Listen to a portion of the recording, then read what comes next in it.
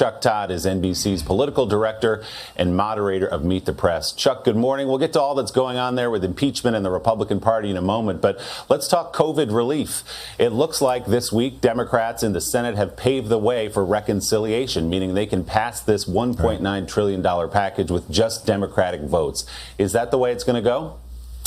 Yeah, it's likely the way it's going to go, and Joe Manchin is suddenly going to be the person that's going to have arguably outsized influence on the final shaping of this package, because he is the 50th vote, if you will, for the Democrats there before they can then suddenly trigger the tie-breaking vote. And I wouldn't be surprised at the end of the day, Willie, if whatever eventual deal gets through reconciliation ends up with 2 or 3 Republican votes on the Senate. I think that was the problem. They knew there was just not 10 Republicans they could rely on as partners to do this and come up with a number that they thought would be satisfactory.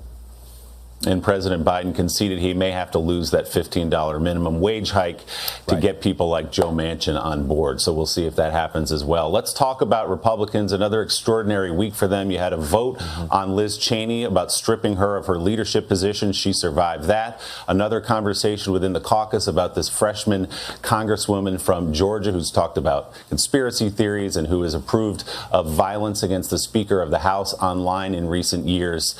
Where does that leave the Republican Party, all the twists and turns of this week? It leaves it in the hands of Donald Trump. I mean, that to me is more crystal clear than ever, at least as far as House Republicans are concerned. I mean, the fact that they held a vote on Liz Cheney and did not on Marjorie Taylor Greene tells you everything you need to know about where the loyalties really lie. This is Trump's party, and those that think that the Republicans should move on from it are in the minority. Now, one thing about next week is we know Senate Republicans are not House Republicans. They're not as Trumpy. And if it were a secret ballot, I think a lot of us would assume that he would be convicted. It's not going to be a secret ballot either. But I wouldn't say the chances are 0 that the former president is convicted, because none of us know what it's going to be like when the impeachment managers bring them back to that day. And they all have their own memories of what happened that day. I think that's a bigger wild card here than some people realize. Yeah, you're right. They need 17 votes, and Mitch McConnell has left open the door to conviction for himself. Chuck, before I let you go, we got a big game coming up today. Chiefs, Bucks, who you got? No matter what, if you're wrong, you'll feel like an idiot for betting against Mahomes or Brady. But I'll be the idiot that bets against Brady today.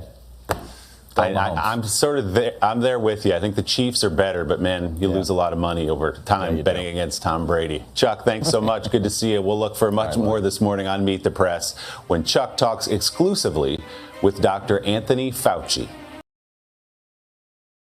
Hey, thanks for watching our YouTube channel. Find your favorite recipes, celebrity interviews, uplifting stories, shop our favorite deals, and so much more with the Today app. Download it now.